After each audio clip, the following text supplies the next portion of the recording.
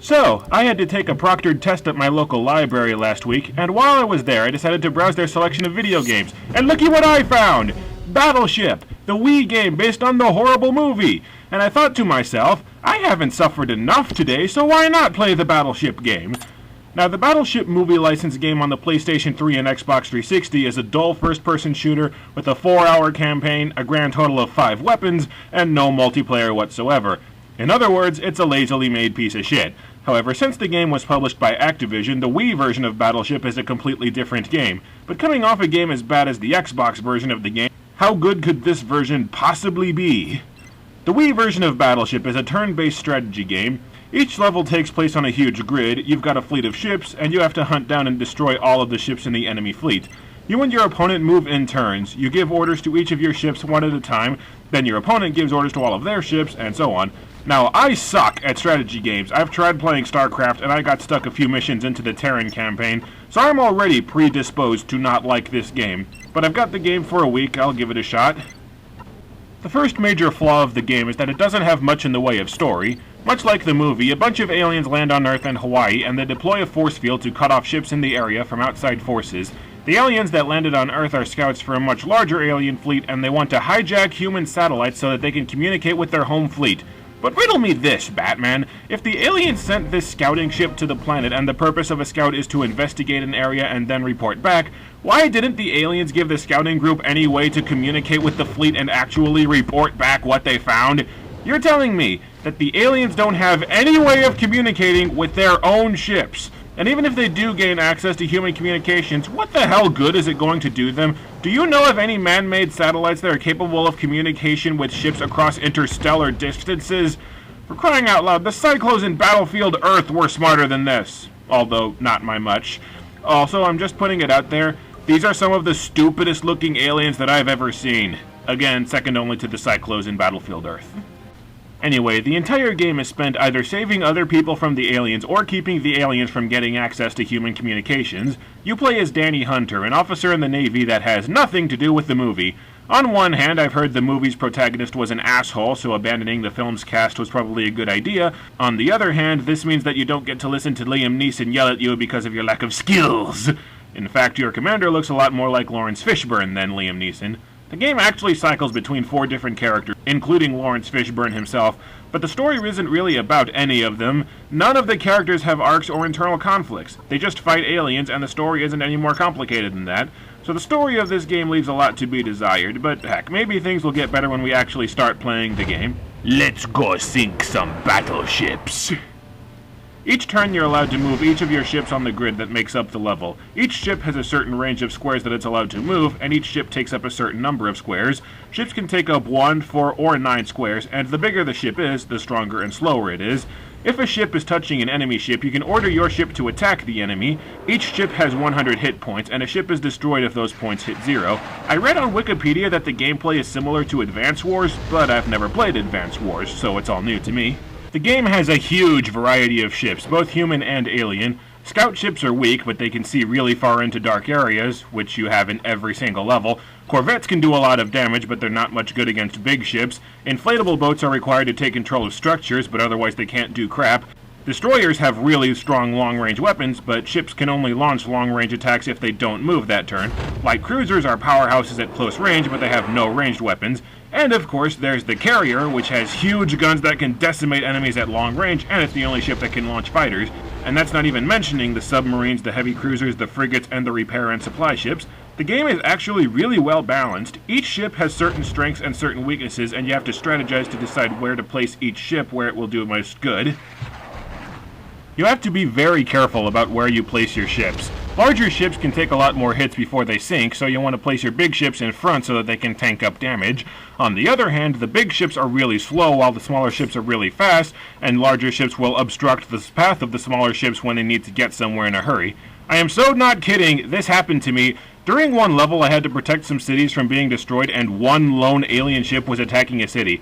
I couldn't get to the city in time because 2 or 3 of my small ships were blocking the path of my huge-ass carrier, and my huge-ass carrier was blocking the path of all of my other smaller ships. This game is all about assessing risks. How do you deploy your ships so that you can get to the enemies and kill them, but so that you can still keep your own ships safe? You have to decide which ships can afford to take hits and which ones you can let stay in a fight, because the more damage a ship has taken, the less damage it can dish out. Huh, a strategy game that actually has deep strategy elements to it. Could it be that I like this game? There's a lot of variety to the alien ships as well. The alien scout ships are pretty much the only ships that aren't a pain in the ass. Every other alien ship is a legitimate threat that you have to watch out for and plan around. I especially hate the piercer enemies because they deal a ton of damage and they can take a ton of damage, and that's a big problem because whenever two ships attack, both ships take damage. It's not possible to avoid taking damage in combat, which is why it's all the more important to pay close attention to your ships. Unlike other strategy games like StarCraft, you can't produce new units at your leisure. Once a ship is gone, it's gone, and there's no way to bring it back. Most of the levels have a harbor where you can launch predetermined ships to join the fight, but the missions are designed such that the extra ships maybe put you even with the enemy fleet. They're not meant to replace the critical ships in your fleet. Ships also have a set amount of missiles, and most ships have a set amount of fuel, which are more things that you have to pay attention to. However, most of the levels are so short and small that you'll never really be in danger of a ship running out of fuel or ammo, so that element of strategy isn't really used to its full potential. Also, if a ship attacks another ship from behind, the other ship's counterattack is much weaker, and if a ship attacks another ship while pointing directly at its target, it will inflict more damage. It's great that they incorporated the positions of each ship into the game's combat, but these differences honestly become negligible through most of the game, so that gameplay element isn't played to its fullest either. As the game goes on, meters at the top of the screen fill up. If one player has all 4 of their power bars filled up, that player can activate a special ability. Each officer has a different power. Danny can give 1 square ships a massive power-up, Frank can give 4 square ships a massive power-up, the Japanese lady can illuminate darkened areas around all of the enemies and disable half of the enemy fleet for 1 turn, and Lawrence Fishburne can give all the ranged ships a power-up that is so massive that if you don't sink at least 5 ships during the turn that you activate it, you're doing something wrong.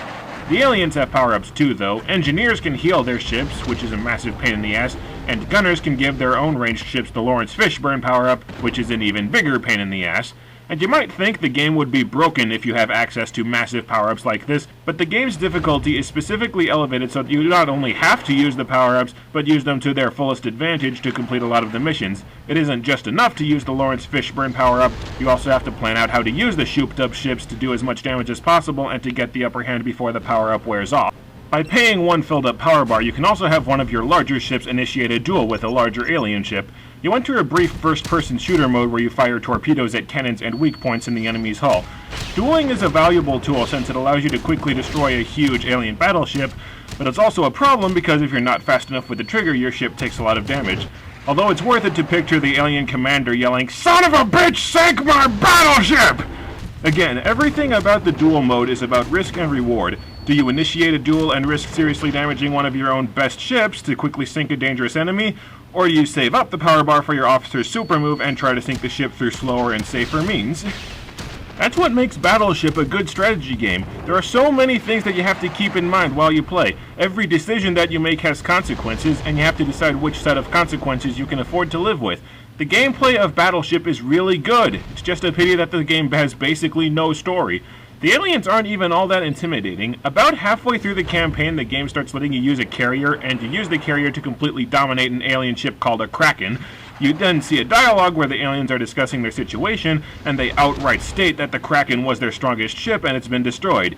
Gee, I am just wetting my pants in terror against these foes. It just doesn't seem like the enemies are all that threatening because you consistently kick their asses and they don't score a single off-screen victory to make it seem like shit's gotten real. The aliens have all the threat and menace of Team Rocket. They're just not credible enough villains to carry the entire story. It's blatantly obvious that the game is forced to take the already thin premise of the movie and stretch it even thinner to accommodate a video game. Maybe it's not fair for me to judge the game's story since I did not finish the game, but if I'm past halfway through the game and the story hasn't picked up yet, chances are good that it's never going to. But that makes an interesting point. I had this game to play for a week, and I didn't finish it. Do you know how hard it is to find a movie licensed game that can't be beaten in a few hours?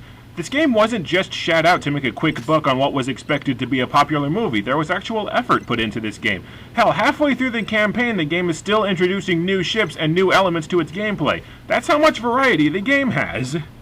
I never thought that I'd say this when I picked this game up, but Battleship on the Wii is good. Like, really good. Its story sucks, but this is Battleship. What did you expect? There are ships, they battle each other, that's it.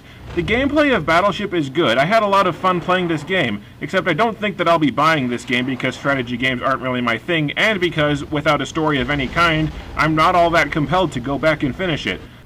But I'd still say give this game a shot if you're curious, because story issues aside, this game is fun, and at the end of the day, that's what matters most about a video game, is that it's fun.